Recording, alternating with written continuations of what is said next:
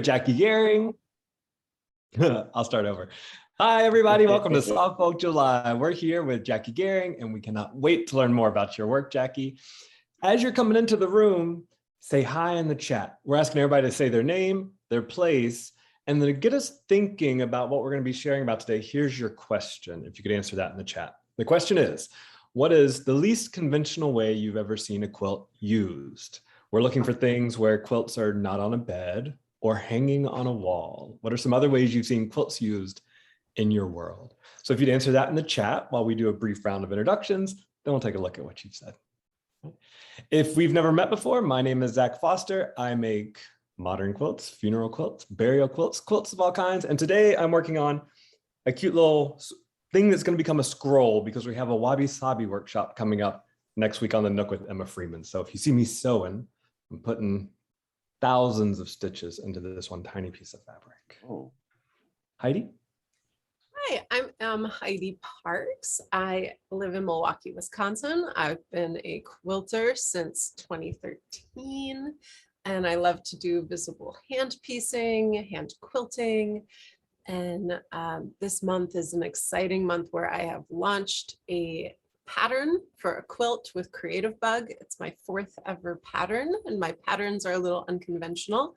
It's a series of prompts meant to inspire and organize, but not a exact, precise copy kind of a pattern. Luke? Good morning, everyone. I am Luke Haynes, coming at you from Chicago, Illinois, happily. I've been working on, so I'm an architect turned quilter, if you know, we haven't met either. And I'm working on a series of, well, little bits of everything is the artist lifestyle, but currently have a bunch of shows up in Asheville, North Carolina, which is very fun, and working on some kind of 3D quilts installations. So that's kind of the big stuff going on over in my studio. Jacquie? Hi, I'm Jacquie Gering, and I just want to say to Zach and Heidi and Luke, thanks so much for having me. It's really an honor to be here. I'm a teacher, principal turned quilter, and I live here in really hot, terribly humid Kansas City.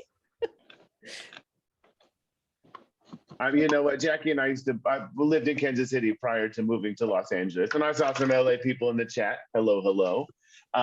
And Jacquie, I don't envy you the Kansas City summer. There's a lot of wonderful things about Kansas City. 1/4 of the year, the weather is one of them. The rest of the time it is. July and August is not the time to be here. So I'm looking forward to getting to Wisconsin in August and escaping the humidity here. Yeah, exactly. I saw some cool quilt stuff in the chat. We saw a car cover. I haven't been able to keep up with all of it because everyone's telling some cool stories. Saw a car cover, saw some upholstery, footstool, different kind of fort. You know, my favorite is a fort. Jill from Minneapolis said fort, and I am right there with you.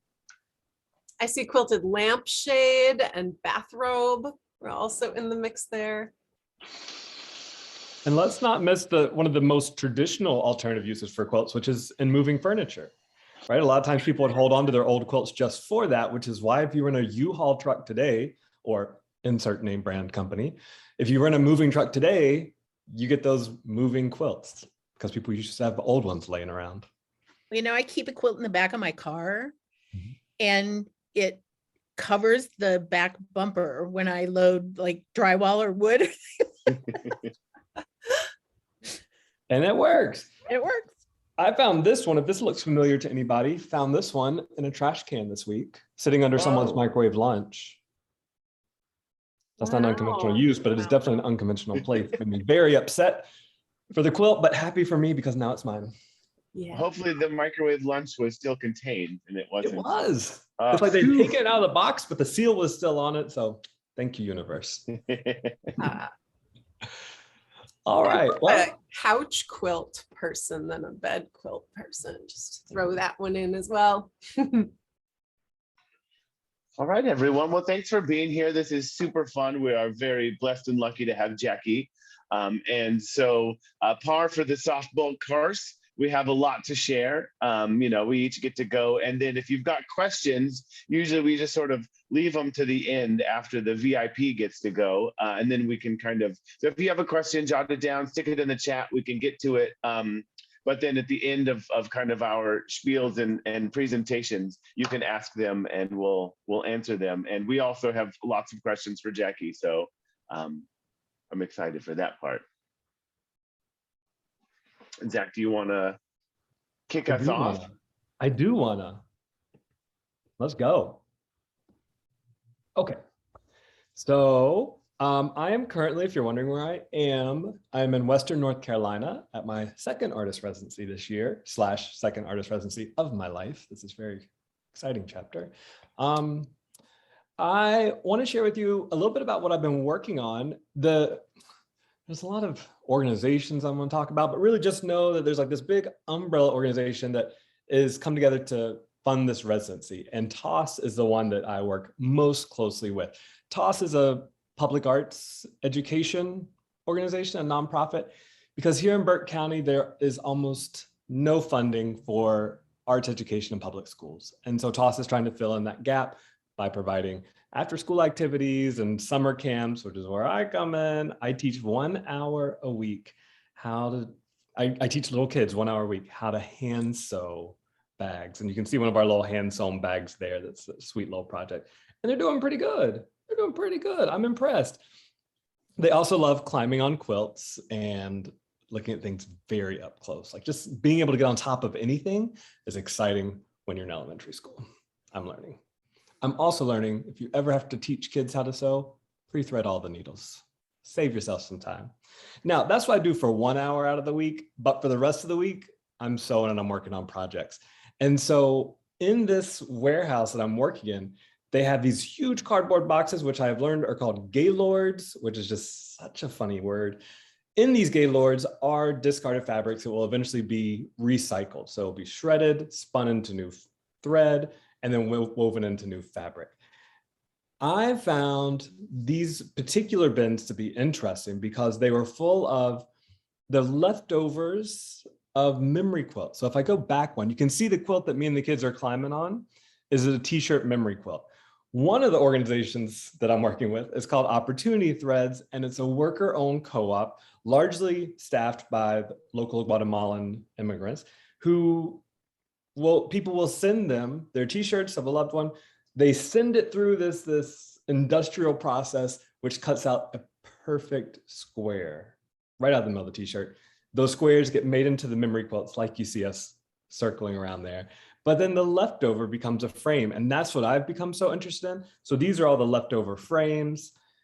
And when I first got there, day one of the residency, knowing that I was feeling drawn to these t-shirts with squares in them, I started pairing them with different foundation fabrics I was finding lying around the warehouse. Some of them, as you can tell, are quilts, but there's also upholstery and hand-painted banners and different things. So I'll show you some of the pieces I've been able to make so far. I'm aiming for 10 by the end of the month. Cross your fingers for me. But here's the first one. This one was just an exploration of color. I loved this kind of copper colored upholstery with this purple tie-dye. When it comes to arranging the shirt, I'm looking for some kind of a gesture or some kind of animating force there to try to breathe a little life back into it. Because I find myself really thinking a lot about, in life, when this person was wearing this shirt, their heart space would have been covered up by the clothing, right? But now the heart space has been opened up. And so what kind of access does that allow us? How does this help us know one another better? How does this help us know this person we never even knew better? And so I think a lot about that, how it's created this window. And I like using the window in the frame in various pieces, especially in the one you'll see next.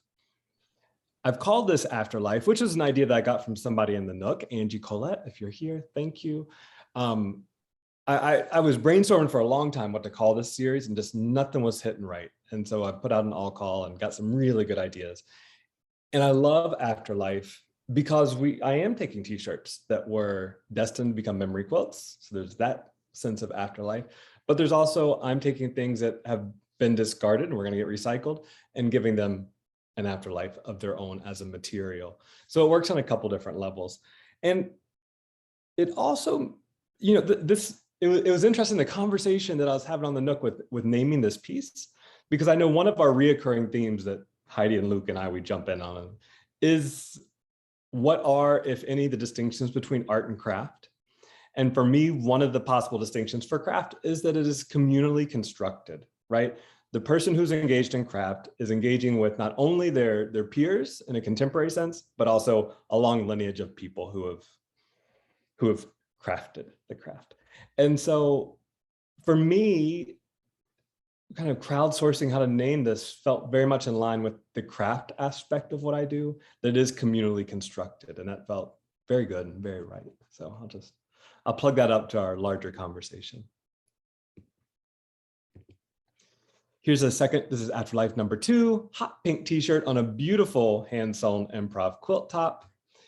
And then here, thinking about, when we think of objects of art, we often think of the frame being separate from the object of art. But what I like about this series is that the frame and the object are of the same material. And so you can use this t-shirt to show, you can use this frame to highlight like a viewfinder activity that you might have done in art class in school, right? You can use it to highlight something interesting about that piece. And in this quilt, it was this mending job that was done here in that one little corner. These embroidered stitches were already in there when I got it. They were done by the person who runs Toss. And she's like, oh, I was just doing a little demo. And I'm like, I'm leaving them. They're perfect. Another little mending job. Afterlife number 3, this is the only button-up shirt that I found so far in the warehouse. And so I knew right away that this is going to be the only shirt that would be made of 2 panels, right? So I wanted to incorporate that into my composition. And so I unbuttoned the shirt, separate them. I also wanted to play with the prismatic crystalline effect that was created when someone used it as a drop cloth and sprayed something gold and something white. And so I'm also framing that as well with this composition. There's a close up for you. The shirts come already pre-cut, so somebody already removed the collar, they'd remove the back of the shirt. I think my internet might be a little laggy at the moment, but we're getting there. Zach, I'm curious looking at them. Has someone also removed the back, or are you cutting away the back? So when Opportunity Threads gets these shirts, it's just the front at this point. Oh. So it's a single layer, just to expedite the industrial stamping of that perfect square. Afterlife number 4. This was on an old piece of patchwork, Dresden plates, for those of you who are familiar with that pattern. And I really liked it, but I wanted to get as much Dresden in there as possible. And I also wanted to respect the beautiful small stitches that the original maker of this quilt top had put into their work. And so I deconstructed just the blocks from one another, leaving the plates though intact. And then as I was building the foundation piece for this, I didn't cut into any of the Dresden plates. I just kind of tucked them under or layered them. So if someone wanted, they could entirely deconstruct my piece and reconstruct the original maker's piece. There you can see the back, how certain ones are just folded over. They're all there. It makes for a lot of layers, but as we think about another ongoing conversation that we have in soft bulk and the quilting community at large of what to do with old quilts, and especially thinking about quilt clothes and other uses like that, here's one way that you can use an old quilt and leave it intact. There's a close-up of one corner for you. And then here's the series, pretty much complete. I've got one more made since I took this picture, spread out on the kitchen floor. I love seeing them all together. The plan is that in early August, we're gonna have the exhibit. It will be outdoors. They will be strung on a clothesline or in a tree somewhere where hopefully it's a breezy day in August. We'll find, cross your fingers again for that one too. And we'll see these waving in the air like a flag or even a church banner, something I've been thinking a lot about with my Southern Baptist heritage. So aiming for 10, halfway there. And then as a way of wrapping up, a little cherry on top, I've done one more ladder back chair that I wanted to share with you. I got this chair for $3 off a lady's porch, and she was happy for me to have it. The seat was all busted. And so one of the little tidbits I got from the warehouse are you know, when they're knitting socks, they just knit big tubes and they sew off the toe seam and they chop off everything on the top of that seam. It gives you all these little loops, very similar to what many of us probably made those pot holders on those little square looms with when we were kids. And so I have been, I connected those, I looped them all together to make yards and yards and yards of this fabric. And then I reseated this ladder back chair with that. And I'm absolutely crazy for it. I'm so happy with the way this turned out. I think the texture is lovely. The colors are lovely. The rhythm of the knots, I think, is really compelling. So that's what I've been up to. I like to stay busy.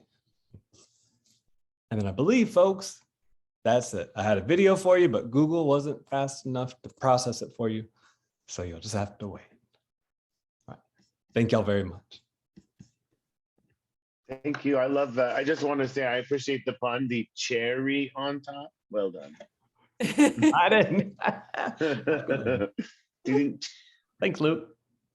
I loved seeing your other chair in Quilt Folk magazine. Oh wait, that's Curated Quilts, but in Quilt Folk magazine Yeah. as well. It was very exciting to get a throwback to your residency. I love what you said, the rhythm of the knots. So that was the first thing I noticed when I looked at that chair. It's really beautiful. Mm-hmm. All right. Thank you. Thank you. I'm having a good time. Heidi, what you doing? All right. Well, let me share my screen with you guys. Optimize for video clip.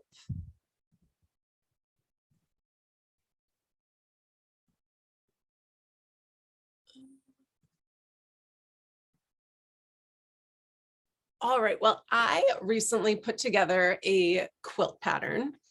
And I didn't take the best photos of them before I took them to Creative Bug, and I'm still waiting to get another one back. So anyways, here I'm showing a quilt top. This is the first place where I was developing my new pattern and playing around with it. And there are lots of simple prompts in the beginning, things like make a doodle in an embroidery hoop, and then do some stitching without an embroidery hoop.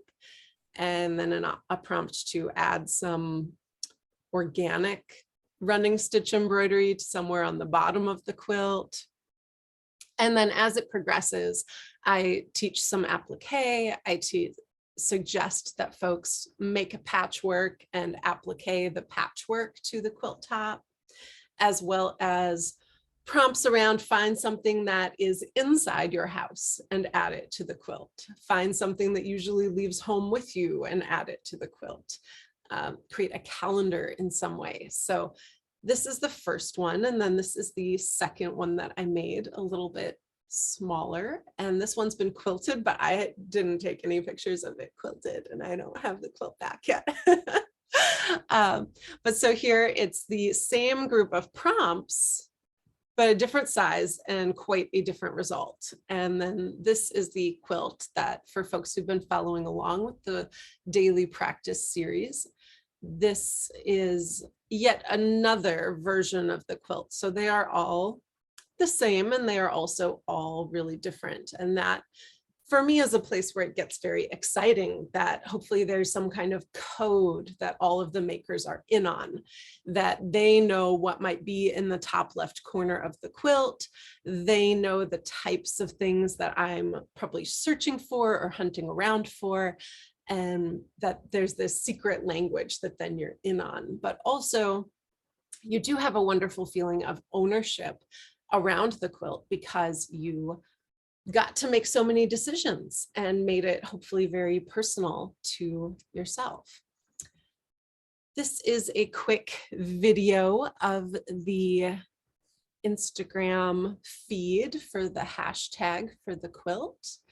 And certain things like yo-yos, of course, I didn't invent. And before we filmed, we Googled the history of yo-yos and when they were invented around the Depression, or at least came into current recognition and excitement. So we're recently around the yo-yo prompt.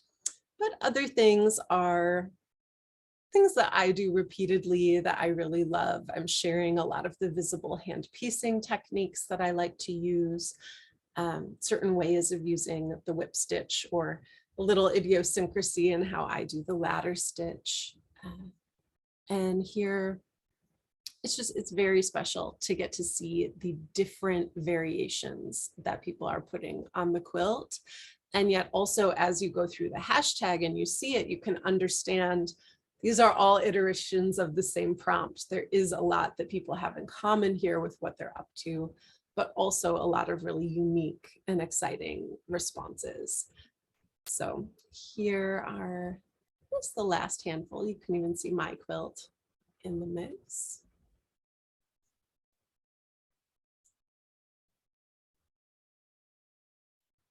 And, part of what felt really exciting to me about having Jackie on as a guest and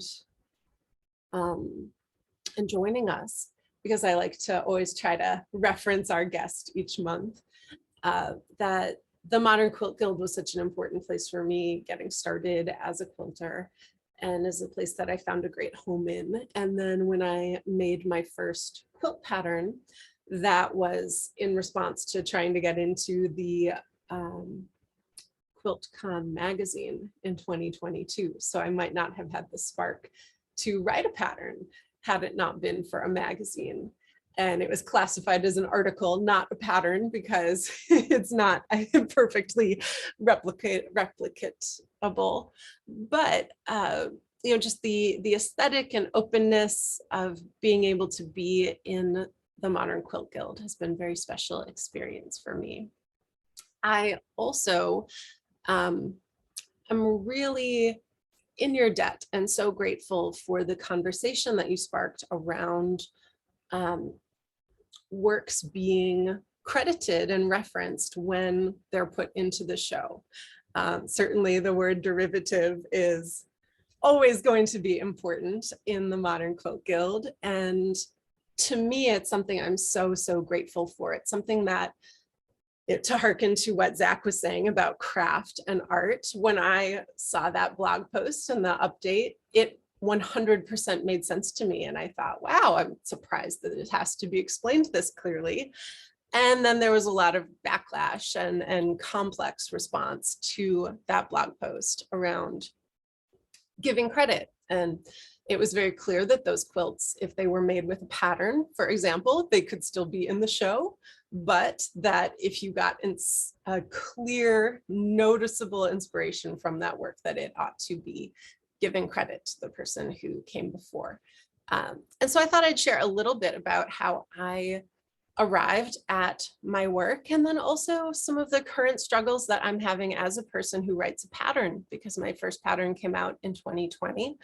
And now those quilts have been out in the world for 2.5 years, and the things that have gone on with that. So these, I think, are some of the quilts that I'm particularly known for. Here you can see a style of how I do the applique, of how I'm visibly piecing it, the way that I'm arranging things. Certainly there's a lot that I do that is not brand new to the quilt world, and I try very frequently to give credit back to the places that inspired me.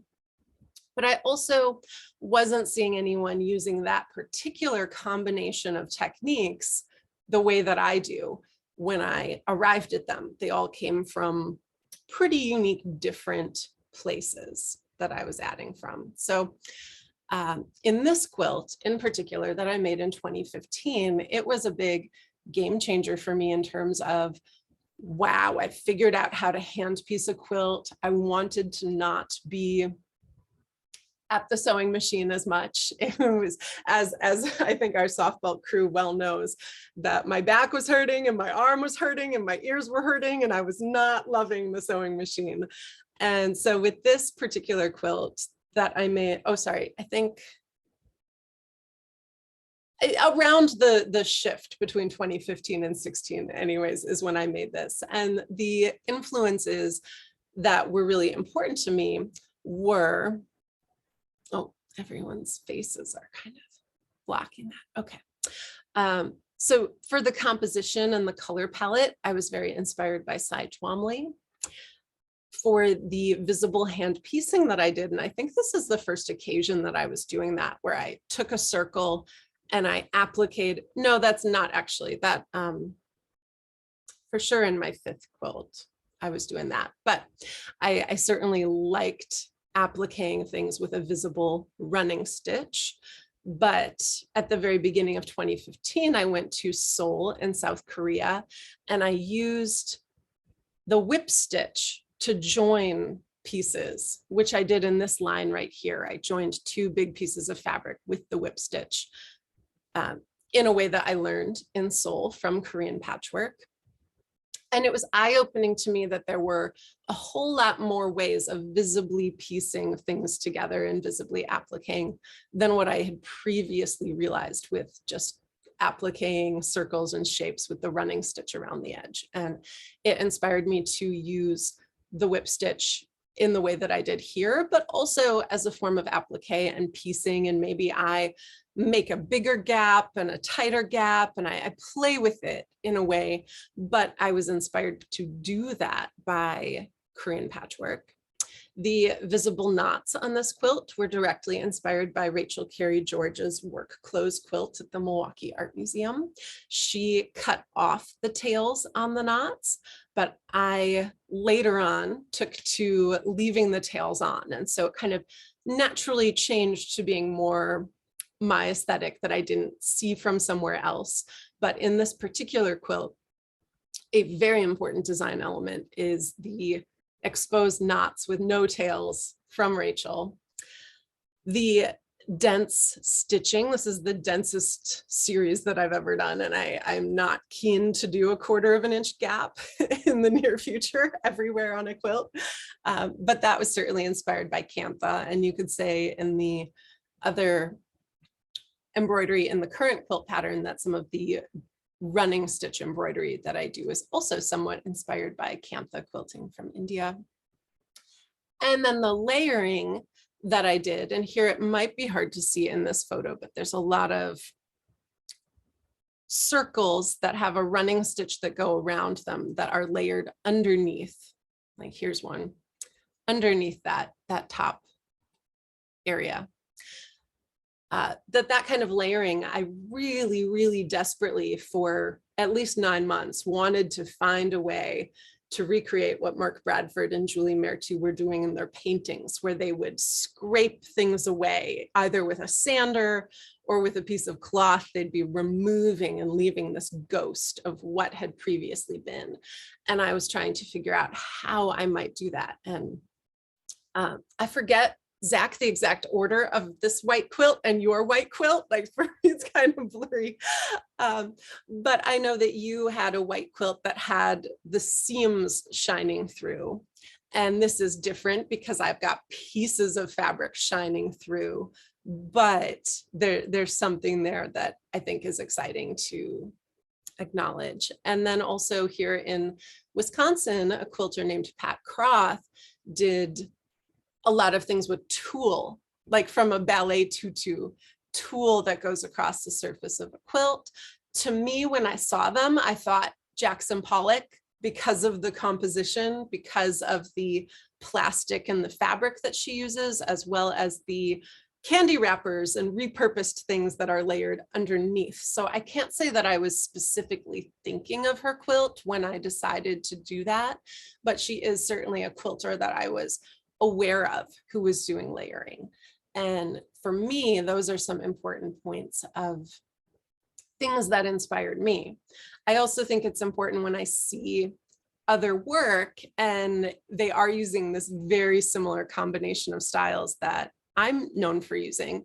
They probably didn't come upon it because of all the different sources that I did, but rather in most cases, they did one of my quilt patterns and saw how I did it on YouTube and other places or from me teaching and came up with that style. And it's just been very interesting to me currently to nudge people, even though it's written in the pattern, that they do still need to give me credit when they are exhibiting and sharing that work, especially if it's from a pattern, but also some of the blurriness around crediting me for a technique that I developed that they did learn from me. Certainly the world is so big, maybe there are other ways to learn it too, but if you've done my pattern and if you came to quilting partly because of my quilts, then it does feel appropriate to give that credit. And I feel lucky that that is a conversation that has already been begun and really being pondered in the quilt world. And so thank you, Jackie. Thanks. I'm just going to say, you know, it's important to have conversations Yeah. about all sorts of things. And the more we can have them, the more we learn, the more we grow. Yeah. Thank you. So great. And we all stand on the shoulders of giants, right? For There's sure. nothing new under the sun. We're not inventing anything. We're just going to recombining it in ways that make them unique to us.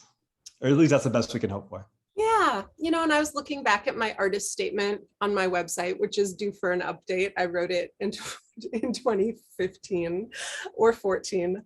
But I write a long list of artists who inspired me. And I don't think that it cheapens in any way me as an artist because I'm giving credit back. And I think that, you know, if one wants to feel professional and established, that even more it's appropriate to harken back. I know, you know, Luke's work, especially the first series that I ever knew from you that I saw in Fiber Arts magazine with the guitar and the couple, I knew who you were referencing. And, you know, you reference such famous artists and paintings in your work that you don't necessarily have to articulate it as loudly.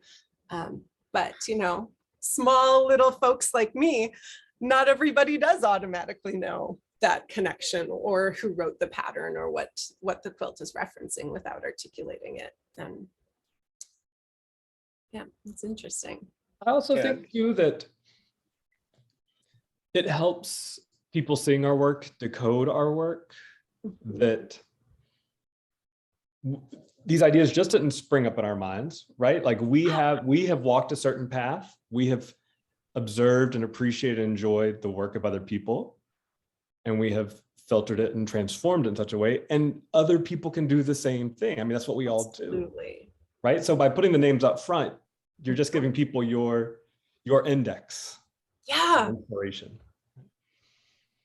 Yeah, it excites me to have listed those names on the about page of my website. And I think gives a much broader and more interesting context of where I'm coming from. Someone might see my work and not think at all of Julie Mertu. And for me, she's just an incredibly pivotal artist for how I came to be who I am as a maker, and paying that forward and backward adds richness for everyone.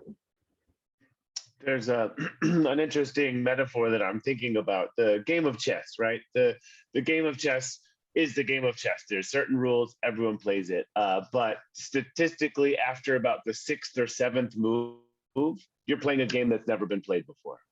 Ever in the history of the millions of times this game has been played, you're playing a new game, brand new game. I mean, unless you're, you know, recreating a game, etc., which is fascinating, right? So you're still within this very finite parameter of chess. These pieces do that within these 64 squares, but you are playing a game that's never before been played. And I think that metaphor for, you know, I'm redoing a quilt idea, but you know, with these sort of slight changes, it's never been done before. And I think it's, I mean, super fascinating. And you're so right about the conversation. I mean, I've been accosted for using a double wedding ring pattern because someone else felt the ownership over that in some shows that they've done, even though certainly they didn't create that pattern.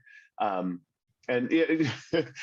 I've definitely taught some classes on some techniques that I kind of made up just for teaching to kind of get some brain juices going, and then had makers go on to make that pattern for their entire career. And it's sort of like, at the time, they've made vastly more iterations on the thing that I'm just teaching than I have, like vastly, vastly more.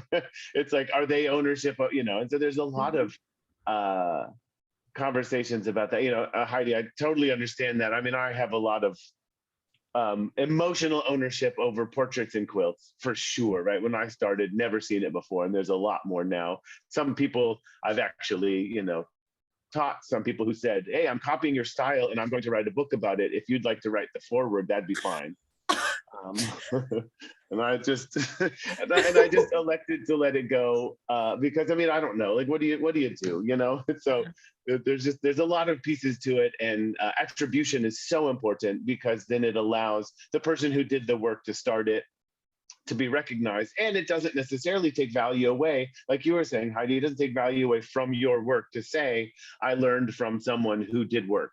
Yeah, right. it takes no value from me. Right. And when someone references me, how exciting. Like, I want to emphasize how thrilled I am that people make quilts with the pattern that I wrote, how thrilling it is to see people using visible hand piecing in the way that I'm excited about. Like, I want to see so many more quilts like that in the world. And part of why I teach is because I can't do it by myself. Like, there's no way. And I'm so curious about what can happen with it. But yeah, well, and quilting, quilting specifically is such a history of sort of oral pedagogy. So it's about sort of like, I figured a triangle. It's not a square. I've done it on point. Now the whole country's doing triangles because it went out in whatever magazine or came with the batting, or your friends did it, so you did it. I mean, this sort of like, you know, tradition of sharing quilt methodology is so fascinating. And, you know, early on, it wasn't important who did it because you weren't doing it for show, etc. And so there's this like history of it in quilting that I think is worth knowing and learning. And you know, now it's so easy to understand attribution, but historically it sort of wasn't. And so it's not built into the community to say where you learned it. You just say, that's cool, I'm gonna make one too. Yeah, absolutely. But as we're sort of as we overlapping merge art and quilts, you know, both worlds are colliding and hopefully being improved by one another. Exactly. Great conversation. There's always a lot more there. Okay, so I'm going to share. I'm taking over. It's my turn. Can't stop me. Okay. Unrelated, sort of. Everything's related under the sun, whether we like it or not. But the work that I'm doing currently in my studio is, well, the one I'm going to show you. I'm like Zach. I've got 15 things going, but I can't talk about them every time. So the one that I just recently sort of shared on Instagram and kind of the big idea that's finally made it from the world of my brain to the world of the world is the overlap in a more spatial definition of quilt as architecture, right? So I'm calling and put this up, quilt is spatial demarcation, because what it is I'm creating an environment that's defined by quilts as the walls, for lack of a better word. You know, spatial demarcation, right? That's what architecture is. It is creating a environment through visual reference points, almost exclusively, right? And it can be warmer because it's controlled environment. It could be colder. It could be small. It could be big, etc. But you know, the architecture of kind of creating environment is really where that kind of word and history of technique comes from. Architecture, create environment. So I'm working with that in quilts, right? The hard thing for me up until this point is using quilt. And so quilt as architecture, because you know my glib response when people say, "Oh, how'd you come from architecture to quilting? What a massive jump!" is that I say they're not different, actually, right? So it's layering, it's understanding the human form and the human condition. It is spatial. It is a history of geometry. It is a matter of material investigations and combining and sort of following these traditional methods to create something that hopefully is new, but also still has those preconceptions of, you know, the human scale, human experience, right? Maybe it's like holding in warmth or the comfort or the weight, etc. For quilts and architecture is about not getting rained on and having some bookshelves to put your books. But they're the same sorts of conversations. So I've wanted to do kind of quilt as architecture for a long time. But as soon as you start to scale a quilt, right? If it's bigger than you could use on a bed, in my personal important definitions that I work in my studio, then it's not a quilt, right? It is a art object that's made like a quilt would be. And if it's really small, it is a art piece that's made like a quilt is made. And for me, that's an important distinction. If I can't use it, then it's not a quilt for me, right? And so as I'm trying to understand the sort of edges of quilt as architecture, I can't make it bigger and still be small child who has a lot of opinions about that. Heidi, would you help find them? And so anyway, so for me, keeping quilts within a scale of quilts is really important, and kind of finding those edges of demarcating space with quilts, but also making it scalable is really what I'm working on. So this is the first piece that I've done. Here's Honeydew, the wolfhound in front. And this is in my backyard. And I chose the most boring archetypical house structure, right? Like your square, your cube with a triangle on top, right? If you are 5 years old and you have a crayon and someone says, draw a house, you draw this right here. And so I thought that would be the great place to start, right? Create kind of this, oops, someone else's, this kind of archetype of structure to begin the conversation of how to use quilts as language that you also can combine with environment. I've done, I'm an installation artist as often as I can, putting quilts in different ways that kind of create space and define environment. And so working on that in a very intentional way is kind of what I'm building in the studio. And I wanted to show a couple other pieces I've found recently online of other people doing some really cool stuff. So this maker, Clay, has been making these quilted tints, which I think are really interesting. So, I mean, just really cool, and they're working with quilted patterns, but creating these environments that are the same as a tint would be. So they're kind of replacing the tint with fabric. And I think it's a cool conversation, right? Because it has a lot of the both going on that I have. And so that's kind of cool right there. These makers, although the structure is not quilt, they covered the structure with quilt. And I think that there's some really cool kind of duality conversations there. I mean, it kind of references barn quilts, where you see the kind of large quilt block on a barn, and obviously just kind of murals and, different ways of decorating a building. But I thought worth showing just because it looks really darn cool. And it has some of the language of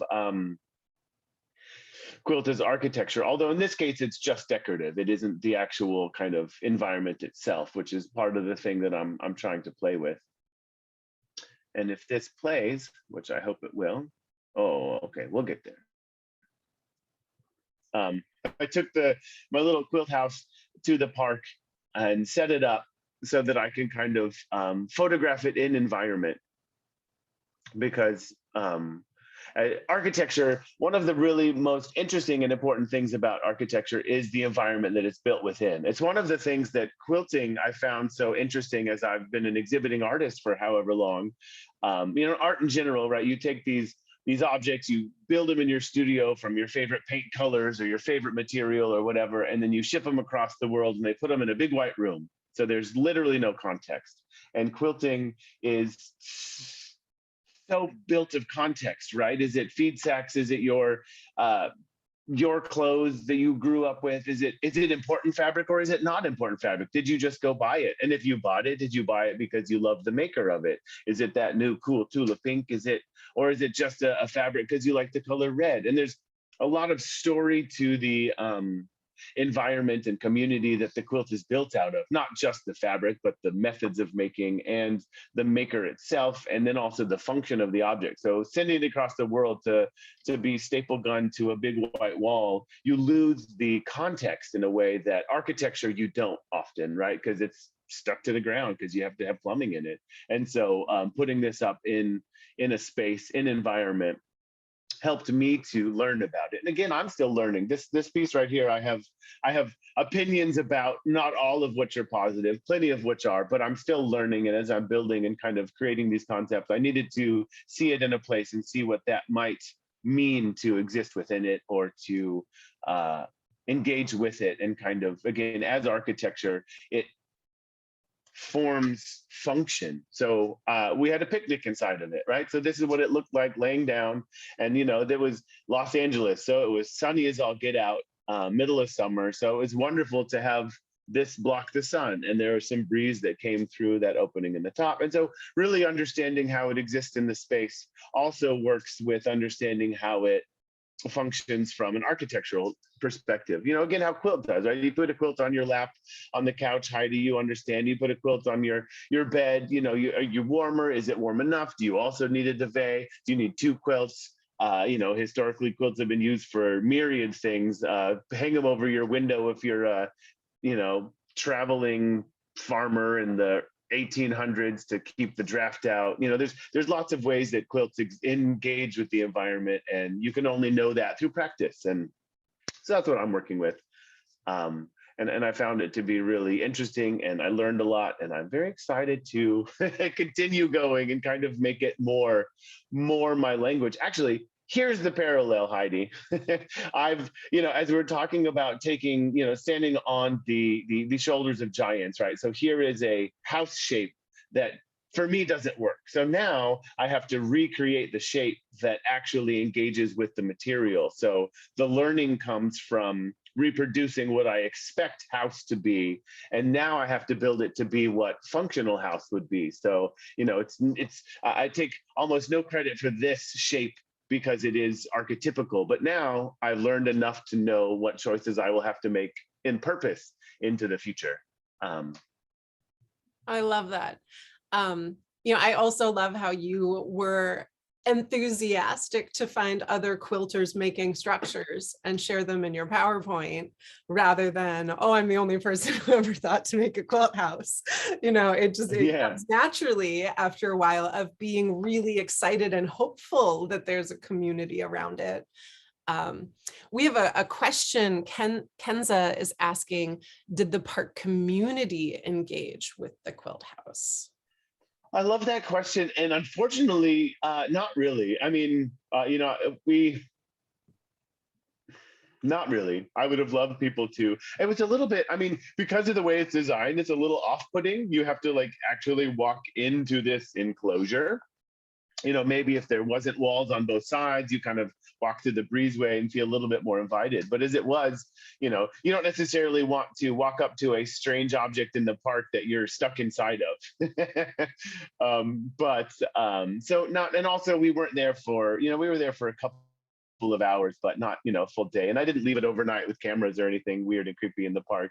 And there's a lot of conversations about houselessness and, environment and safety and stuff that kind of go into it, absolutely, that people have mentioned when I posted it online. And I don't have that much to say on sort of engaging with the houseless community with this particular project. I have a lot of opinions on sort of houselessness and ways of helping, but this thing itself, I don't think would fix that problem. So unfortunately, though people really want to sort of work on it, and I respect that, making a very expensive quilt cube that wouldn't protect from water or temperature is not going to be the way to kind of challenge that. But it has the conversation, and the more conversation we have about problems, the better. But I'm just going to say I hear that as a conversation, and I can't address it with this. and I respect the conversation, and anyone who's riled about that conversation should have it, but not with me about this project. Function is an important part, and this doesn't function in every way that you would need a house to function. Exactly, and that's what I'm learning. It doesn't function in the way that houses work. It is quilts on metal in a cube. Well, it functions as shade. Right. It functions as part of it. Functions as architecture, but it doesn't function as house. I'm also. Oh, you show it. No. You're happy to talk over. I was just sort of showing the. I'm also always surprised when I'm working in public how little people seem to engage, and I don't know if that's a New York thing. It sounds like it might also be an LA thing. We'll find out soon enough. I don't know, but I can be doing something in public in a very visible way and be very surprised at how left alone I am. I will say that we've experienced that. So Nicole, my partner, does free flower shop. She pops up, builds an entire flower shop, puts up signs that say free flowers, take them, populates it with flowers. That's the project. And then we go hide. And it really makes a big difference on how many people are around, whether people have permission to go engage with it. The neighborhood makes a big difference. We haven't done it, 1,000 times, so I can't sort of venture guesses on socioeconomics or sort of entitlement, et cetera. But it seems like quantity of people and sort of safety of environment makes a big difference in terms of people's willingness to engage with something. And so, that's a whole nother conversation about sort of architecture and engagement, right? So what does it mean to engage with something? Do you feel safe enough to do that? Is it safe enough as an object? Also just permissions as we relate to sort of social contract are a lot of really cool things that I'm learning about with this project, but also just kind of in general, I think are very interesting conversations to have as makers of objects that go into the world, but more specifically, makers of objects that go into the world for people to engage with. Luke, those photos are outrageously beautiful. Thanks And very like much. seeing the way the trees blow in the wind in wow. Yeah, I'm really glad that I was able to put it up in the park and sort of see it exist as the architecture, right? I mean, and sort of understand it as a demarcation of space to understand what that means to be inside, outside, and reference the environment that it is reacting to, I think really helps that conversation. In the chat, we also had somebody, Naomi brought up Du Hosa, who is another one of the artists that I mention on my artist statement on my website as somebody that I love. But it's neat seeing your house and how very different it is from the textile housework that Du Hosa does, where it's so important that it specifically looks like a real house. Interesting. I'm very excited. So I don't know that name particularly. If it is the sort of Google him. Is it the organza work that looks like yes. Yeah. I know the work and pardon Seoul and LA. Like look up Soul House LA House. He wants to be able to fold up his Soul House, put it in a suitcase, go to LA, unfurl, and still feel at home like a snail. I love that. I know the work and it is amazing and impactful, and there are some really brilliant conversations involved in it, but it's not quilts, which is one of the, I didn't want to sort of shove it in here, but it's brilliant and interesting. It's so different, but also, maybe both in a really beautiful way, speaking to familiarity. Like, sure. Familiar in a house is a quilt, and the same way as something familiar in a house would be like that weird idiosyncratic pipe in the corner. Yeah, fabric as sort of nostalgia and a house as nostalgia have a lot. The Venn diagram, it would be amazing to understand. But I shall digress because Jackie, I would love to hear what you are bringing to us and allow us time for questions. And thank you, everyone. If there's any more sort of questions, conversations, add them afterwards or stick them in the chat. But I would love to hear Jackie. Okay, well, let me share my screen. So. And we'll go from there.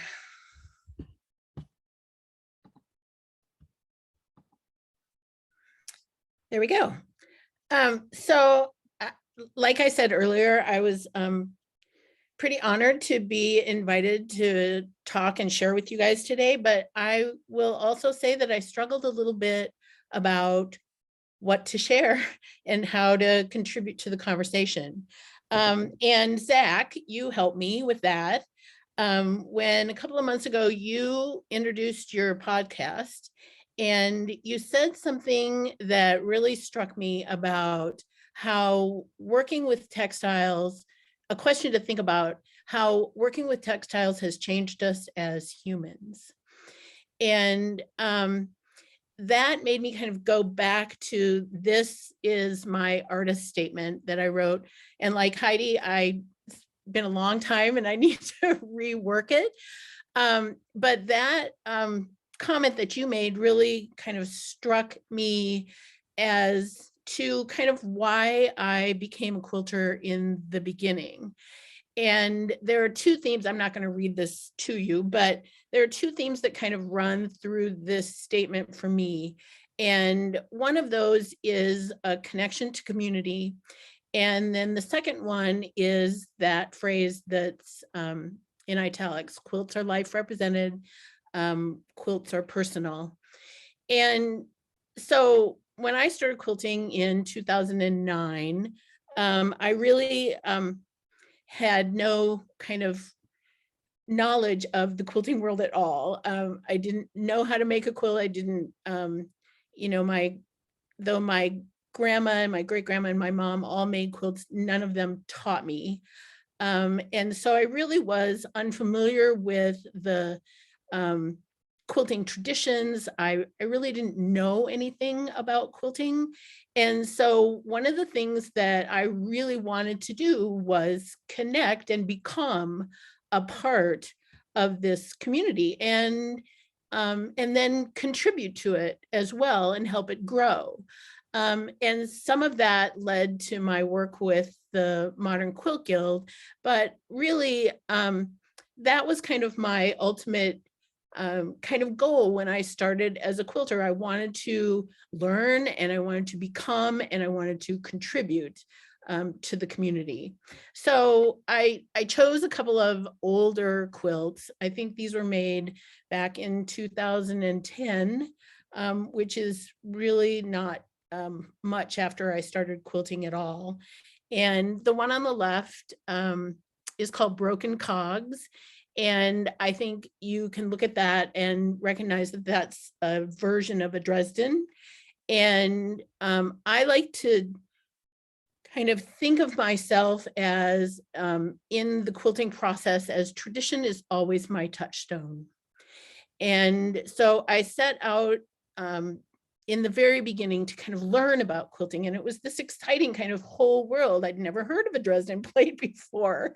And so, you know, how could I, as Jacquie Gering, then take a Dresden and put my own spin on it and do what kind of made it look like what I wanted it to look like.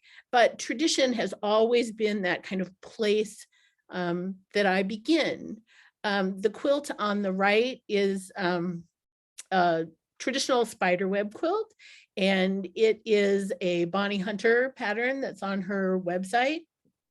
And when I first started quilting, I just made everything. I made star quilts, and I made string quilts, and I made Dresden quilts, and I made half square triangle quilts. And I just kind of made everything because I wanted to immerse myself in the community.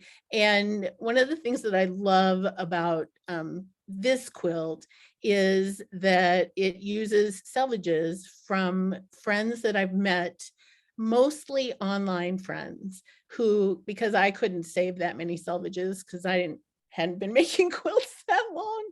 And so friends across the world sent me boxes of selvage. And so this is kind of like this community connection quilt for me. And it's also like a Where's Waldo quilt, because I can kind of look in and look at the selvage and say, that came from Jody in Australia, or that came from me and this quilt. So it was kind of this reaching out to the community and bringing back community and putting it back in a quilt of my own. So I wrote this statement years and years ago, and I'm not sure when I wrote it if I really knew what it meant to me as a quilter, or whether, or how it would manifest itself in the work that I was going to do. But obviously there was a seed there that I kind of took a hold of.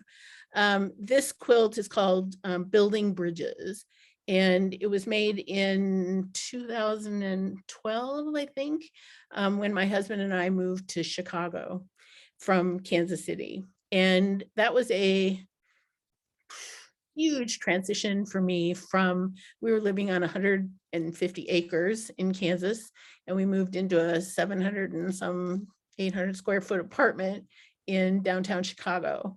And I was honestly kind of scared to death of leaving all my friends, leaving my family, moving to this gigantic city that I just didn't know anything about. And so this quilt was really kind of the first time that I took my own personal experience and feelings and poured it into a textile. And people asked me years later, how did the move to Chicago, being in a different place, change your practice? And, it's interesting because I was watching Victoria Gertenbach on the episode and about Lancaster County and how that influences her quilts. And so quilts are all about place and where you live and what you're experiencing. And this was the first quilt that really, I brought those kind of things and the sense of place together. My dog Bruno and I, we used to walk around the city, 2 or 3 times every day.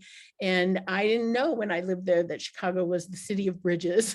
And I just started noticing, observing, and those bridges kind of started to represent that bridge from Kansas City, a life there to a life in Chicago, and building a new life in a new place.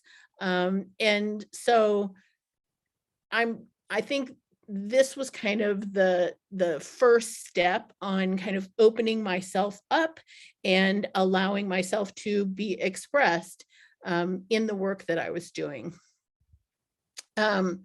So I think these are probably 2 of my best work. The quilt on the left is called Aftermath, and it was made after the Boston bombing.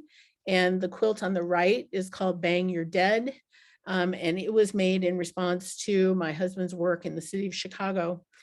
But neither of these quilts would have been made really without the work of Sean Kimber. So Sean, about the same time that these quilts were made, Sean posted a quilt called Legitimate Rape. And I saw it was about a statement that a legislator in Missouri said about rape, which was disturbing. And Sean made this quilt and posted it, put it out there in public.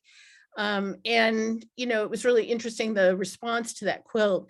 And I saw that quilt and I thought, wow, who does that? And Sean Kimber does. And so, sometimes, I don't know, maybe it's just me, but there's trepidation about putting out what you really believe, what you really feel in terms of textile. And Sean gave me courage. And I was kind of like, if she can speak that way, so can I. And I am really committed to anti-violence. And as an elementary school principal, my kids always learned conflict resolution. And that's what we did in my school, to prevent kids from having to use violence to solve their problems. And both of these quilts are expressions of that commitment to anti-violence. And the Bang You're Dead quilt on the right, some people love it, some people hate it. It has been very controversial. But like I said earlier, it's important to have conversation. And one of the reasons that I started to put out these kinds of quilts is that if we don't have those conversations, if we just hide our head in the sand, none of those problems get talked about, and they won't get solved. But I have to really credit Sean for giving me the courage to put that kind of work in textiles. And I continued that work, and it's really important to me to try and visually represent a concept that I'm feeling. The quilt on the left is called Veer. And I made that after the 2016 election. And I was just, so I just felt my country was moving in a direction that I just couldn't abide by. And I think that one veering line off the flag, which is so simple, it's just a diagonal line, but it says so much in that one little statement. The quilt on the right is after the 2020 election, and it's called The Big Lie, which is so relevant today. I just, I did a lot of research into that political strategy about, lying big. And it's very effective. I wanted people to learn more about it and to think more about it. And that's why I made that work. I typically don't work in a series, except kind of accidentally, where I'll take a concept like negative space and I'll explore that over a series of quilts. But that's more like an unintentional series. This series that I started in 2019 was really the first intentional series that I ever made, where I thought about the concept, the color palette, and I made 15 quilts in this series, and it's called Building a Life. And I made the series to honor my dad and the contributions that my dad made to me and to our family. And, I actually brainstormed the list of concepts that I were really principles that I wanted to illustrate in each of the quilts. And then I chose a really specific color palette, black, white, yellow, and then there's not one here, but orange. It's kind of a red orange, but it's Black & Decker orange and Stanley yellow, which my dad was a woodworker. And so I wanted to use tools and woodworking implements to represent those concepts that represent what my dad contributed to me and my family. And just briefly, the quilt on the left is called Stability. My dad, I was able to show him these designs before he died, and my dad renamed that one Screwed, which is just so who my dad was. The one in the middle is called the Four Hammers, and it represents me and my three brothers. It's interesting because quilting lines, just really simple, those 8 lines that connect the hammers in the left-hand corner of that quilt, represent the connection between my three brothers, myself, and my dad. We were always by his side in the workshop, and my dad renamed this one too. I call it the Four Hammers. My dad calls it, "Give me a goddamn hammer," which he said over and over to us. And then the one on the right is called Continuity, which is what my dad gave my brothers, my mom, our family, in terms of work, in terms of support. And that circle of nails just kind of says that all to me. The series was supposed to exhibit during 2020 and of course got canceled. And it's funny because those 15 quilts have sat in my closet since then. And I kind of can't take them out. And it's really weird why I can't. But someday, and no one has seen all 15, but someday maybe somebody will. Sorry, COVID was tough on all of us. It was just, and for me, it was a real kind of creative drought, but a creative overload. It's like I had too many ideas, too many thoughts, and I couldn't seem to work. But this is a set of 2 pieces that I made during that time that I'm really proud of. I love the simplicity of these. I mean, I think there's 1, 2, 3, 4, maybe 5 pieces in each quilt, which simplicity is my thing, but it's called Waxing and Waning Allies. And I made it in response to the murder of George Floyd. And I kind of watched in my community how all of a sudden there were all these postings of black squares and everybody was kind of talking about it, and how, you know, it started out really small, people aware of this issue, and then it started to grow. The quilt on the left is more what I saw, you know, months later, where there were lots of people talking about the issue, and then it just got smaller and smaller and smaller and smaller, and dribbled down to just the people that were kind of there in the beginning.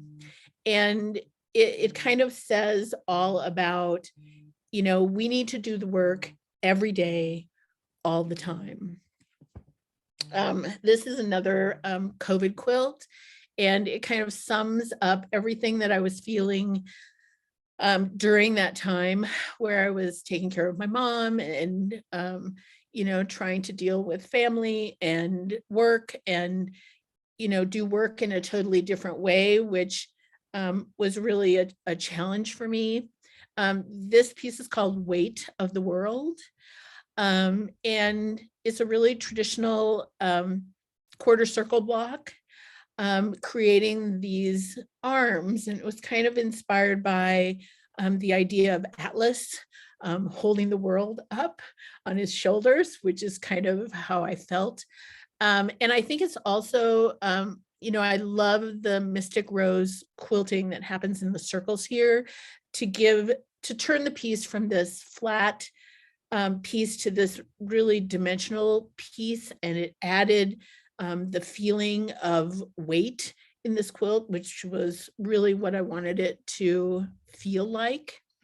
So I'm really pleased with those pieces. I'm really working to kind of recover from those years and taken steps to kind of coalesce all the things that were weighing on my brain and allowing it to kind of come out onto my work.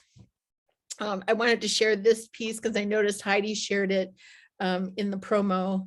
A couple of years ago, I had an incident of transient global amnesia, where I lost 48 hours of my life. And it's really weird because I was driving from my condo to my son's house, and we were gardening together. And we went inside for a glass of water, and Ben asked me, he said, "So Mom, how's the sale of the condo going?" And I looked him straight in the eye and I said, "Why would we sell our condo?" And he called his dad and he said, "I think Mom's having a stroke." And I literally was driving a car, gardening, operating as a normal human being, but my brain was not recording any of those things. And for 48 hours, I asked my husband probably 500 times, "So walk me through the day again."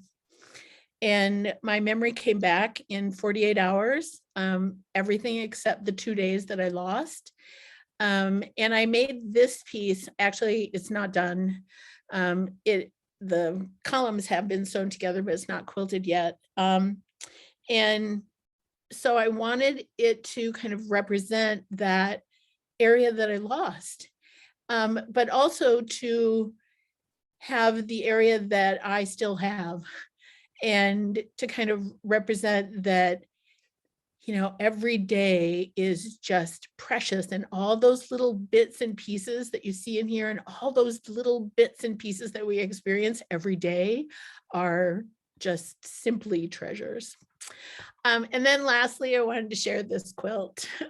This is my Formula One quilt. And sometimes I don't make all just depressing, heavy quilts. Sometimes I just want to make a quilt that's just fun. Over the pandemic, I got into Formula One racing, and now I'm addicted. I watch all the practices and the qualifying and the races. And I'm totally addicted to Formula One racing. And I made this inspired. I hope you can see the tire and the racetrack. And I was just kind of in the middle of an exploration of circles, and it just kind of worked out. And I made this really fun piece that just gives me a whole lot of joy. And it's actually heading to the Wisconsin Quilt Museum for an exhibit called Counting Threads. So I'm excited about that. So that's me. I'm happy to answer any questions. And I really appreciate you letting me share. I just want to say too, what an incredible response we've had in terms of audience. We have not cracked the 100 person. We've only paid enough money to have 100 people join, and we are currently maxed out. There are people who would like to be here who cannot be, and you know, it speaks to how excited people are to hear from you. Well, thank you. Yeah. Oh, I could very much relate to the series about your dad. My dad was also a woodworker, and I have so many of his clothes like tucked into the corner of my own closet that I use all the time. And I keep wanting to make a quilt with them. And, you know, it's just, I haven't been ready yet. And It's funny. I have a basket of his clothes that I got from my mom, and it's still sitting in my closet. So yep, I feel the slowness of that. I remember within a year or two of my dad passing, talking to Sherry Linwood and her saying something just very reassuring. I don't remember the words, about eventually it will be time, is what I remembered and took from what she said, that you don't have to make it immediately after someone passes. yeah. Somebody asked. Out loud, I was just going to say out loud, if anyone has any questions, throw them in the chat. We would love to. I can speak them. Jackie can read them, whatever. Would you do that for me, Luke? I would Absolutely. appreciate that. Yeah. Question one, an easy one. Do you hand stitch, machine, quilt, or both? So I primarily do work by machine. I have pretty bad arthritis in both hands. Though I'm actually like right now working on a quilt that's going to be just about all hand applique, because I thought I need something that I can just sit and work on. Like when we go to Wisconsin, I want to take it with. So we'll see how it goes. I think I'm just going to have to do it a little bit at a time. And when things hurt, just stop. Mm-hmm. And do some hand yoga. There you go. I saw that, Heidi. I know you did if you watched that many episodes. And Jackie, I would encourage you also to just scroll up a little bit through the chat to just read people's excitement to see you and excitement to hear, and just, just some of your myriad fans just wanted to say lovely things to you. So take a quick scroll through at your leisure, and we can send that to you too if you want to read it later. I'll send you a copy. I love what Trisha said. COVID was a crucible. Yeah. It was. And it's funny because those of us who, well, I think all of us, we're in our own studios, houses, and we're alone, and we think it's only us that are feeling this way and experiencing these things. It was a few months ago, I got together with my old studio mates and some quilting friends, and it was the very first time that I kind of thought, oh my gosh, other people are feeling this way too. Victoria Gertenbach, who you mentioned, is here, and she said, thank you for sharing your incredible work. Wondering if you have any graphic art studies in your background, as your ability to pare down to the absolute essentials and still clearly communicate your message is off the charts powerful. Well, thank you. Victoria, she knows I'm a huge fan of hers, and Victoria is one of those shoulders that I've climbed on. But no, I don't have any art or design training at all.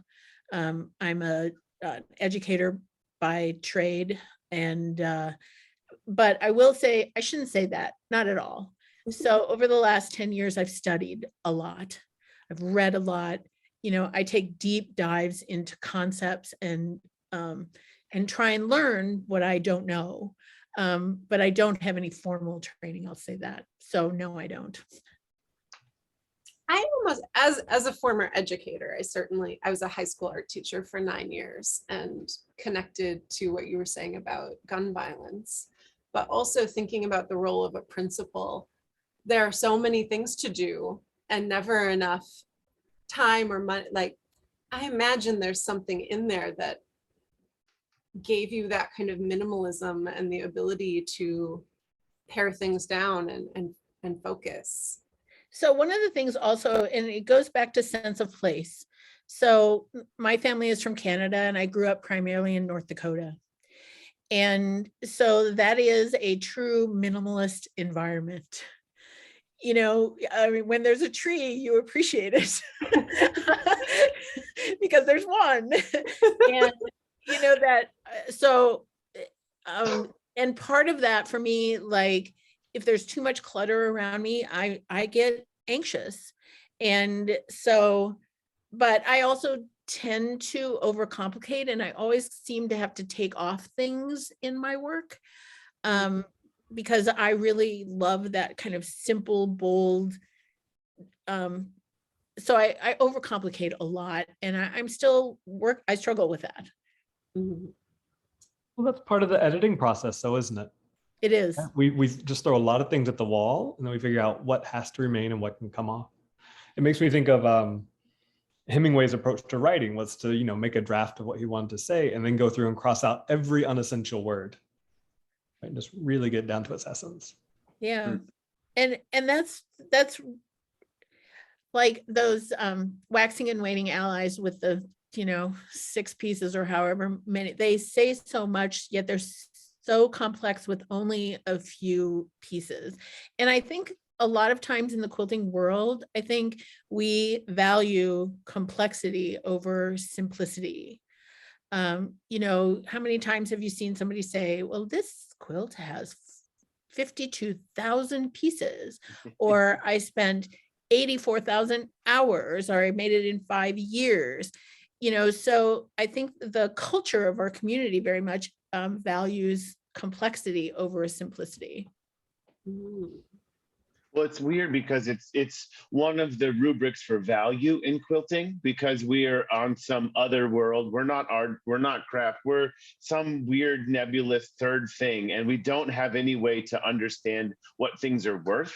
So we attribute time to the worth all of the sudden, because we don't have, like, we've got quilt celebrities, but like for teaching and for fabric lines and for books, but like not as much, because quilters don't buy quilts. So the value of a quilt is how much somebody goes, ooh, at a quilt show. And obviously that's not true across the board, but I just feel like we need to, our rubric for determining value of something is so nebulous that we just go, okay, well, if this one has more pieces than that one, we like it better. And this one took longer. So I think it's just an attribution of value because we don't have another system for it. Yeah, I think you're right.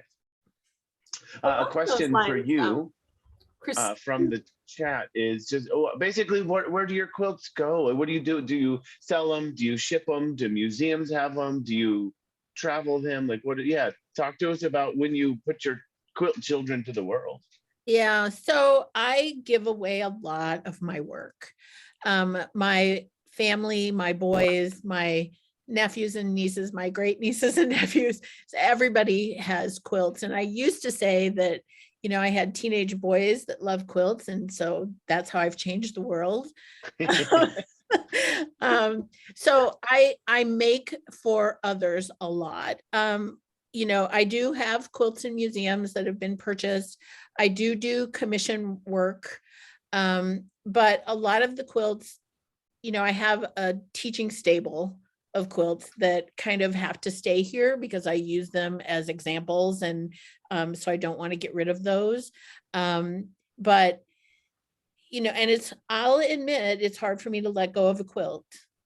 Because it really is kind of like a child sometimes. And my children both know that I can drive over to their places anytime and take back what I've given them because I do. But like I sold Bang You're Dead a couple of years after I made it. And my children both came to me and said, Mom, you can't do that. You have to get it back. That's part of our family legacy. mm, And so I went to the purchaser and I asked to buy it back.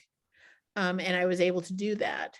So it's weird how many of it, and for those of you who follow me on Instagram, or you know that my house it's kind of like Luke's quilt house. Because they're on every chair, they're on every couch, they're on every bed, they're on every wall. I just have quilts everywhere. So I use them too. So really the answer to that question is a little bit of everything. Yeah, but I probably have too many in my closet. I want to talk about, or have you talk about the quilt. So as a person who throws quilts on grounds and tries to recontextualize quilts in different spaces, soft bulk to the max, the quilt that you had on the ground with the blood stain on it, the all white austere quilt with a red pattern on it that referenced blood, I should say. Right. I mean, that's so powerful because the object itself, obviously quilts are about safety and home and comfort, nostalgia, grandma made it, all of these qualitative things, and it's austere and white, well made. Putting it on the ground is sort of decontextualizing something that's used for the bed, or at the worst, a picnic, but putting it on a curb is like, that's not what quilts are for. And it's beautiful and white, but it also kind of talks about the experience of violence, and very moved by it, really appreciate it. And I think there's such deep conversations. I'd love to see, the series of those, all kinds of stuff. But can you talk a little bit about, So that quilt was such a visceral experience for me. My husband is a runner, and so the Boston Marathon is kind of a big thing in our family. And I actually came out and was having lunch, and I turned on the TV, and there it was, the Boston bombing. And I couldn't leave the television screen. And so finally, hours later, after watching the coverage, the last image I saw was blood on the sidewalk and trash. And I went to my studio and literally made that quilt that day. And it was just this really visceral experience. And so when I was photographing that quilt for the very first time, and that's in my front yard in Chicago, I said, so this image started, it was on the sidewalk. And so that's kind of where that quilt needed to be. And so that's, and it's been photographed on, like you said, Luke, the really sterile white wall in the museum. And it doesn't feel right there. So it belongs on the ground. That's the only way I can kind of say it, is that's where it came from, and that's kind of where it belongs. And so that's my favorite picture of that quilt. And it's weird because I love that quilt, and it hung in our condo above my fireplace for a long time. And people would walk in the house and they're like, ew. And but it's so, again, there's that visceral experience when I tell them it's aftermath and it's blood, and but if it's not in your face, then you don't think about it. And so so I love that picture. I think it's totally appropriate for the quilt. Same. Yeah. I was poking through your Instagram the other day, collecting photos and stuff to share on to advertise. And I noticed you had a really interesting post asking about future direction, and to teach on Zoom, to not teach on Zoom, to so it leads me to ask about how you are most excited about interacting with people going forward, and what you've got going on. It's really interesting. I asked that question because I really wanted to hear from students. I've been teaching on Zoom the entire pandemic, and while it's been great to reach people that I wouldn't typically reach, or who may not be able to afford me because of travel and hotel and all that kind of stuff. So that's been great. But the other side of me as a trained teacher being physically in the room with you and looking you in the eyes and watching your body language and being able to assess how you're learning. So Zoom is horrible for me. And it's really difficult. People always ask, do we get a discount for virtual? And I'm like, no, I should charge you double because it's so much harder, at least for me. And to make sure people have the learning experience that I want them to have. And so I wanted to hear from them, you know, what their experience was like. And I wanted to hear whether they thought it was successful for them and those kinds of things. So as I move my studio and as we move houses and all of that stuff, I want to make a decision about how to set up my studio, whether I wanted to set it up for really good virtual teaching, if that's what I'm going to commit to, or whether I'm just going to say virtual is done for me. And you all just need to come to me in Kansas City so that I don't have to haul 100 pounds of luggage everywhere I go. Because honestly, I'm not a youngster like the rest of you. And, you know, hauling 100 pounds of luggage and lifting all that kind of stuff and the stress of traveling is tough. And so those are the kind of decisions I need to make over the next 6 months to a year.